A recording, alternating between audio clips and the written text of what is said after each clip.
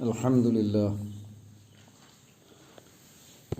لله رب العالمين. اللهم صل على محمد وعلى آل محمد. സൂറത്തു ഹൂദിലെ 45-ാമത്തെ സൂക്തമാണ്. أعوذ بالله من الشيطان الرجيم. بسم الله الرحمن الرحيم. ونادى نوح ربه فقال رب إن ابني من أهلي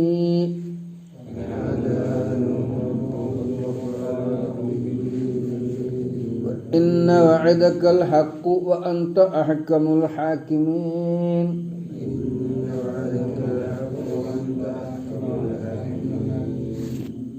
വനാദാ നൂഹ് അലൈഹിസ്സലാം പ്രാർത്ഥിച്ചു, വിളിച്ചു റബ്ബഹു തൻ്റെ രക്ഷിതാവിന്. ഫഖാല എന്നിട്ട് അദ്ദേഹം പറഞ്ഞു, റബ്ബി എൻ്റെ രക്ഷിതാവേ, ഇന്നബ്നി തീർച്ചയായും എൻ്റെ മകൻ മിൻ അഹ്ലി എൻ്റെ കുടുംബത്തിൽപ്പെട്ടവനാണല്ലോ. ഇന്ന വഅദക നിൻ്റെ വാഗ്ദാനം അൽ ഹഖു അത് സത്യവുമാണ്. വ അൻത അഹ്കമുൽ ഹാക്കിമീൻ തീരുമാനമെടുക്കുന്നവരിൽ ഏറ്റവും ഉത്തമൻ നീയാണല്ലോ. നമ്മളോട് അർത്ഥം പറയാം. വനാദാ നൂഹു റബ്ബഹു നൂഹ് അലൈഹിസ്സലാം തൻ്റെ നാഥനെ വിളിച്ചു പ്രാർത്ഥിച്ചു, അല്ലെങ്കിൽ പറഞ്ഞു. ഫഖാല എന്നിട്ട് അദ്ദേഹം പറഞ്ഞു, റബ്ബി എൻ്റെ നാഥ, ഇന്നബ്നി മിൻ അഹ്ലി തീർച്ചയായും എൻ്റെ മകൻ എൻ്റെ അഹ്ലിൽ പെട്ടതാണ്, എൻ്റെ കുടുംബത്തിൽപ്പെട്ടവനാണ്. വ ഇന്ന വഅദക നിൻ്റെ വാഗ്ദാനം അൽ ഹഖു അത് സത്യവുമാണ്. വ അൻത അഹ്കമുൽ ഹാക്കിമീൻ തീരുമാനമെടുക്കുന്നവരിൽ ഏറ്റവും ഉത്തമൻ നീയാണല്ലോ. നൂഹ് നബി അലൈഹിസ്സലാമയുടെ മകൻ വെള്ളത്തിൽ മുങ്ങി. ഈ വാചകം അതിനുടനെ പറഞ്ഞതാണോ എന്നും അതല്ല കപ്പൽ ജൂദി മലയിൽ ചെന്ന് തങ്ങിയതിന് ശേഷം പറഞ്ഞതാണോ എന്നുമുള്ള വിഷയത്തിൽ പണ്ഡിതന്മാർ ഇങ്ങനെ ചർച്ച നടത്തിയതായിട്ട് കാണാം. രണ്ടായിരുന്നാലും, ആദ്യം പറഞ്ഞതായിരുന്നാൽ നൂഹ് നബി അലൈഹി ഇസ്ലാം തൻ്റെ മകൻ്റെ വിഷയത്തിലുള്ള പ്രതീക്ഷ കൈവിട്ടിട്ടില്ല.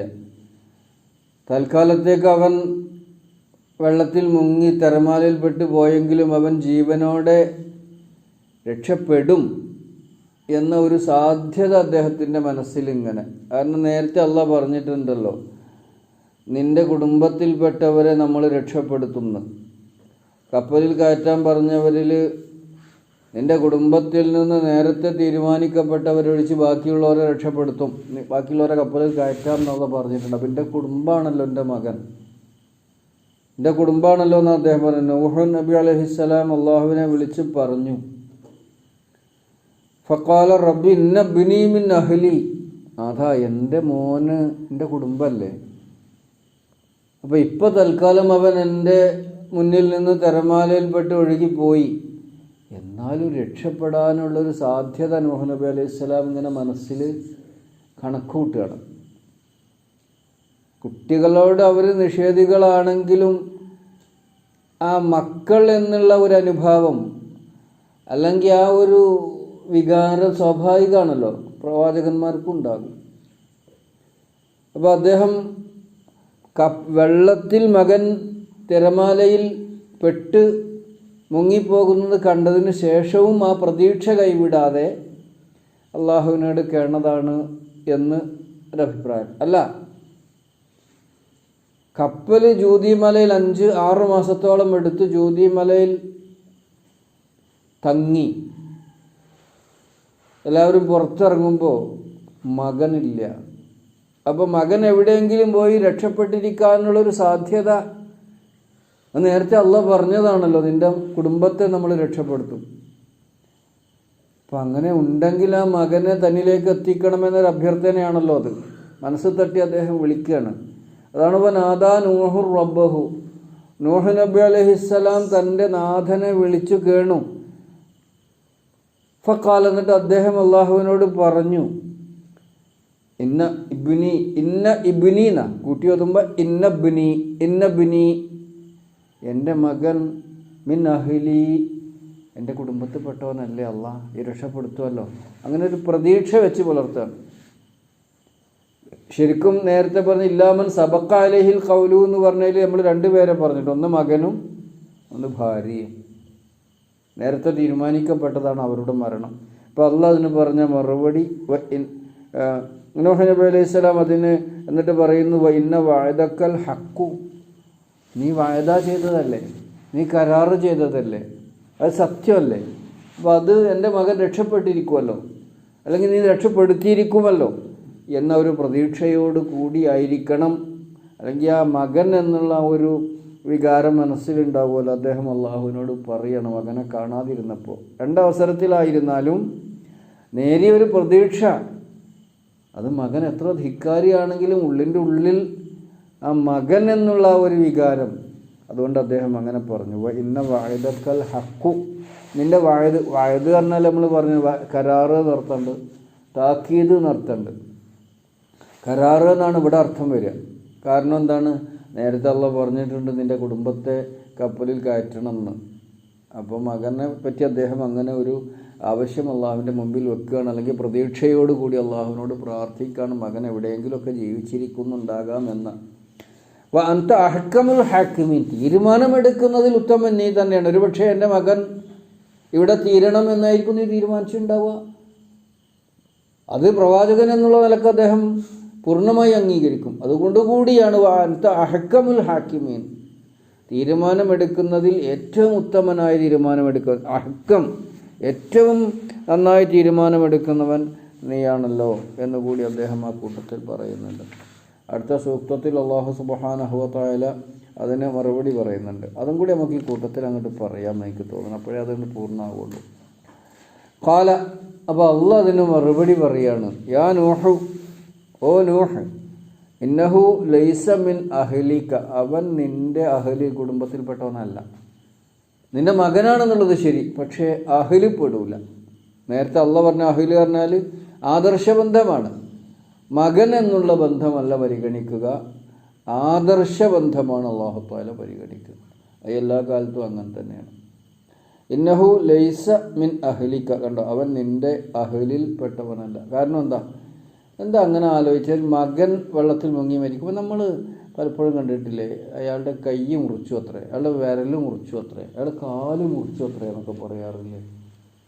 ഈ മുറിഞ്ഞു പോയ കാല്, ഡോക്ടർമാർ ചിലപ്പോൾ കാലൊക്കെ മുറിക്കുമല്ലോ രോഗം ഉണ്ടായാൽ, അങ്ങനെ പരിക്ക് പറ്റിയാൽ. ഈ മുറിഞ്ഞു പോയ കാല് അത് എൻ്റെ കാലാണെന്ന് പിന്നെ പറയാൻ കഴിയുമോ? അങ്ങനെ ഒരു ആ പറയുമെങ്കിലും അതിനർത്ഥം എൻ്റെ ശരീരത്തിൽ നിന്ന് തന്നെ വേർപ്പെടുത്താൻ പാടില്ല എന്ന് അയാൾ പറയില്ലല്ലോ. കാരണം എന്താ, അത് ആ കേട് ശരീരത്തിൻ്റെ മറ്റു ഭാഗങ്ങളിലേക്ക് ബാധിക്കും.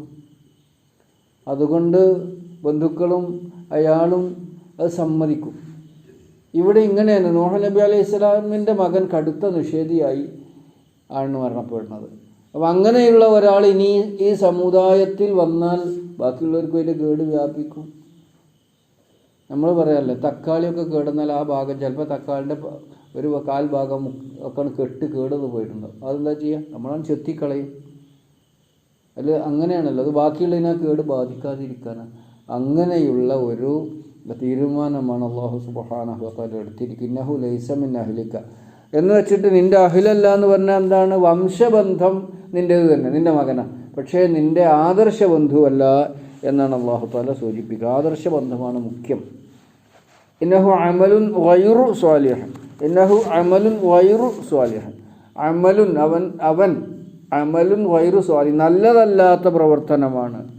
അത് ദുഷ്കർമ്മം മാത്രം ചെയ്യുന്ന അവൻ, തിന്മയാണ്, അവൻ ചീത്തയാണ്. ചീത്ത എന്നുള്ളൊരു വിശേഷണമാണല്ലോ. അവൻ ചീത്തയാണെന്ന് പറഞ്ഞാൽ അവനിൽ നിന്ന് ചീത്ത പ്രവർത്തനങ്ങളും നിലപാടും അല്ലാതെ ഉണ്ടാവില്ല. അതാണ് ഇന്നഹു അമലുൻ ഗൈറു സ്വാലിഹ്, നല്ലതല്ലാത്ത അമലാണ് അവൻ എന്ന് ആ ചീത്ത പ്രവർത്തനത്തെ അവനെ പറ്റി വിശേഷിപ്പിച്ചിരിക്കുകയാണ്. അല്ലെങ്കിൽ അവൻ പരമദുഷ്ടനാണ് എന്നൊക്കെ അർത്ഥത്തിലാണ് ഉപയോഗിച്ചിരിക്കുന്നത്.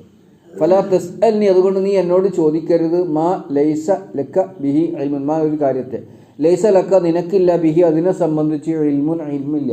മകൻ ജീവിച്ചിരുന്നാൽ എന്താണ് സംഭവിക്കുക എന്നുള്ളത് അള്ളാഹുവിനറിയാം. അതുകൊണ്ട് അല്ലാഹു തആല അവനെ നശിപ്പിച്ചിരിക്കുകയാണ്, അവൻ്റെ മരണം തീരുമാനിച്ചിരിക്കുകയാണ്. കാരണം നിനക്ക് ഭാവി കാര്യങ്ങൾ അറിയില്ല. അള്ളാഹു ആട്ടെ ത്രികാലജ്ഞാനിയാണ്. ഇനി അഇലുക, ഞാൻ നിന്നെ ഉപദേശിക്കുകയാണ്, അൻ തക്കൂന, നീ ആകാതിരിക്കാൻ, മിനൽ ജാഹിലീൻ, വിവരക്കേട് അല്ലെങ്കിൽ അന്ധക്കേട് അല്ലെങ്കിൽ വിഡ്ഢിത്തം പറയുന്നതിൽ നിന്ന്, വിഡ്ഢിത്തം ആവശ്യപ്പെടുന്നതിൽ നിന്ന്, വിവരക്കേട് ചോദിക്കുന്നതിൽ നിന്നൊക്കെ ഞാൻ നിന്നോട് നീ അതിൽ പെട്ടുപോകരുത് എന്ന് ഞാൻ നിന്നെ ഉപദേശിക്കുകയും ചെയ്യുന്നു. ഇങ്ങനെ പ്രവാചകൻ മൂസാ നബി അലൈഹി സ്വലാം മുമ്പ് അഊദു ബില്ലാഹി അൻ അകൂന മിനൽ ജാഹിലീൻ അൽ ബഖറയിൽ നമ്മൾ പഠിച്ചിട്ടുണ്ട്. അത് നമ്മളും പ്രാർത്ഥിക്കേണ്ട ഒരു പ്രാർത്ഥനയാണ്. വിവരക്കേട് കാണിക്കുക, വിവരക്കേട് പറയുക, വിവരം കെട്ട നിലപാട് സ്വീകരിക്കുക, അതിൽ നിന്നൊക്കെ അള്ളാഹുവിനെ കാവലിനെ ചോദിക്കണം. ചിലപ്പോൾ ചില അന്തം കെട്ട വർത്തമാനങ്ങളൊക്കെ നമ്മളെ നാവിൽ നിന്ന് വീണുപോയാൽ കാലാകാലത്തേക്കും അത് മറക്കൂല ആൾക്കാർ. നമ്മൾ പറയാൻ പാടില്ലാത്തത് പറയാൻ പാടില്ലാത്ത സന്ദർഭത്തിലോ പറയാൻ പാടില്ലാത്ത വ്യക്തികളോടോ ഒക്കെ പറഞ്ഞിട്ടുണ്ടെങ്കിൽ അവരുടെ മനസ്സിൽ നിന്ന് അത് പോകില്ല, നമ്മളത് വിട്ടിട്ടുണ്ടാവും, പക്ഷേ അത് വിവരക്കേടാവും. അങ്ങനെ വിവരക്കേട് പറയുന്നതിൽ നിന്നും പ്രവർത്തിക്കുന്നതിൽ നിന്നൊക്കെ അള്ളാഹിനോട് കാവലിനെ ചോദിക്കുന്നു. ഇവിടെ നൂഹ് നബി അലൈഹി സ്വലാമയോട് പറയാണ്, നീ വിവരം കെട്ടവരിൽ, അന്ധക്കേട് കാണിക്കുന്നവരിൽ, ജഹാലത്ത് വിവരദോഷം പറയുന്നതിൽ നിന്ന്, ആവശ്യപ്പെടുന്നതിൽ നിന്ന് വിട്ടുനിൽക്കണമെന്ന് ഞാൻ നിന്നെ ഉപദേശിക്കുകയാണ്. ഇതുപോലെ മൂസാ നബി അലൈഹി സ്വലാം പ്രാർത്ഥിച്ചത് നമ്മൾ അൽ ബഖറയിൽ പഠിച്ചിട്ടുണ്ട്. ആ പശുവിനെ അറക്കണ കാര്യത്തിൽ നീ വിവരക്കേട് പറയണമെന്ന് ചോദിച്ചപ്പോൾ അദ്ദേഹം പറഞ്ഞിട്ടുണ്ട്, അഊദു ബില്ലാഹി അൻ അകൂന മിനൽ ജാഹിലീൻ, ഈ വിവരം കെട്ടവരിൽ, അന്ധക്കേട് കാണിക്കുന്നവരിൽ പെടാതിരിക്കാൻ ഞാൻ നിന്നോട് അതിൽ പെട്ടുപോകുന്നതിൽ നിന്ന് ഞാൻ നിന്നോട് കാവലിനെ ചോദിക്കുകയാണ് എന്ന്. അതേമാതിരി പല പ്രാർത്ഥനകളും ഖുർആൻ വ്യക്തികളുടേതായിട്ട് ഉദ്ധരിച്ചിട്ടുണ്ട്, പ്രവാചകന്മാരുടേതായിട്ട്. അപ്പോൾ ഒന്നുകൂടെ അർത്ഥം പറഞ്ഞ് നമുക്ക് അവസാനിപ്പിക്കാം. വനാദാ നൂഹു റബ്ബഹു, നൂഹ് നബി അലൈഹിസ്സലാം തൻ്റെ റബ്ബിനെ വിളിച്ചു. ഫഖാല, എന്നിട്ട് അദ്ദേഹം പറഞ്ഞു, റബ്ബി ഇന്ന ഇബ്നി മിൻ അഹ്ലി, എൻ്റെ മകൻ എൻ്റെ കുടുംബത്തിൽപ്പെട്ടവനാണല്ലോ. വ ഇന്ന വഅദക്കൽ ഹഖു, നിൻ്റെ കരാറാവട്ടെ, നിൻ്റെ വാഗ്ദാനമാവട്ടെ അത് സത്യവുമാണ്. വ അൻത അഹ്കമുൽ ഹാക്കിമീൻ, തീരുമാനമെടുക്കുന്നതിൽ ഏറ്റവും ഉത്തമനായി തീരുമാനമെടുക്കുന്നവൻ നീയാണല്ലോ. ഖാല, അപ്പോൾ അള്ളാഹു പറഞ്ഞു, യാ നൂഹു, ഓ നൂഹ്, ഇന്നഹു ലൈസ മിൻ അഹ്ലിക, അവൻ നിൻ്റെ അഹ്ലിൽപ്പെട്ടവനല്ല, നിൻ്റെ മകനാണ്, നിൻ്റെ അഹ്ലല്ല. ഇവിടെ അഹ്ല് പറഞ്ഞാൽ എന്താണ്? ആദർശ ബന്ധം ഉള്ള ആളെയാണ് അഹ്ല് എന്ന് പറഞ്ഞിട്ടുള്ളത്. അപ്പോൾ അവൻ നിൻ്റെ അഹ്ലല്ല. ഇന്നഹു അമലുൻ ഗൈറു സാലിഹ്, അവൻ ദുഷ്കർമ്മം ചെയ്യുന്നവനാണ്, അത് ആ ദുഷ്കർമ്മം മാത്രമേ അവനിൽ നിന്നുണ്ടാവുകയുള്ളൂ. ഫലാ തസ്അൽനി, അതുകൊണ്ട് നീ എന്നോട് ചോദിക്കരുത്, നീ എന്നോട് ആവശ്യപ്പെടരുത്, മാ ലൈസ ലക ബിഹി ഇൽമുൻ, നിനക്ക് ഏതൊരു കാര്യത്തെ സംബന്ധിച്ച് അറിവില്ലയോ അതിനെ സംബന്ധിച്ച്. കാരണം ഈ മകൻ നിൻ്റെ രക്തബന്ധുവാണെന്നുള്ളത് ശരി, പക്ഷേ ഭാവിയിൽ അവൻ നിനക്കും ഇസ്ലാമിക സമൂഹത്തിനുമൊക്കെ വരുത്തി വെക്കുന്ന ദോഷം അതറിയുന്നവൻ അള്ളാഹുവാണ്, നിനക്കതറിയില്ല. അപ്പോൾ അങ്ങനെയുള്ള കാര്യങ്ങൾ നീ എന്നോട് ചോദിക്കരുത്. ഇനി അഇലുക, ഞാൻ നിന്നോട് വഅദ് പറയാൻ ഉപദേശിക്കുന്നു, അൻ തകൂന, നീ ആയിത്തീരുമെന്നതിനാൽ, അല്ലെങ്കിൽ ആകാതിരിക്കാൻ, മിനൽ ജാഹിലീൻ, ജാഹിലീങ്ങളിൽ പെട്ടവൻ, അന്ധക്കേട്, വിവരക്കേട്, വിവരദോഷം പറയുന്നവനും ചെയ്യുന്നവനും ആകാതിരിക്കണമെന്ന് ഞാൻ നിന്നെ ഉപദേശിക്കുകയാണ് നൂഹേ. അത് അവസാനിപ്പിക്കാം ഇൻഷാ അല്ലാഹ്. ബാക്കി നമുക്ക് അടുത്ത ആയത്തും കൂടി അതിൻ്റെ ഭാഗം തന്നെയാണ്, നാളെ പറയാം ഇൻഷാ അല്ലാഹ്. അല്ലാഹു സുബ്ഹാനഹു വ തആല അനുഗ്രഹിക്കുമാറാവട്ടെ. വിവരക്കേട് കാട്ടാതെയും വിവരക്കേട് പറയാതെയും അന്ധക്കേട് ചെയ്യാതെയും അന്ധക്കേട് പറയാതെയും ഒക്കെയുള്ള വിവേകമുള്ള മാന്യമായി സംസാരിക്കാൻ എല്ലാ സന്ദർഭത്തിലും സാധിക്കുന്ന ഭാഗ്യവാന്മാരിൽ നമ്മെ അല്ലാഹു തആല ഉൾപ്പെടുത്തി അനുഗ്രഹിക്കുമാറാവട്ടെ. അത്തരത്തിൽ നാവിനെയും മനസ്സിനെയും ചിന്തയെയും ഒക്കെ നാഥ നിയന്ത്രിക്കാൻ കഴിയുന്ന ബുദ്ധിശാലികളുടെ കൂട്ടത്തിൽ, വിവേകികളുടെ കൂട്ടത്തിൽ, സന്ദർഭവും സാഹചര്യവും മനസ്സിലാക്കി ഇടപെടുന്ന സംസാരിക്കുന്ന ആളുകളിൽ ഞങ്ങളെല്ലാവരെയും നീ ഉൾപ്പെടുത്തുമാറാകണം. ربنا ظلمنا أنفسنا وإن لم تغفر لنا وترحمنا لنكونن من الخاسرين. ربنا آتنا في الدنيا حسنة وفي الآخرة حسنة وقنا عذاب النار والحمد لله رب العالمين.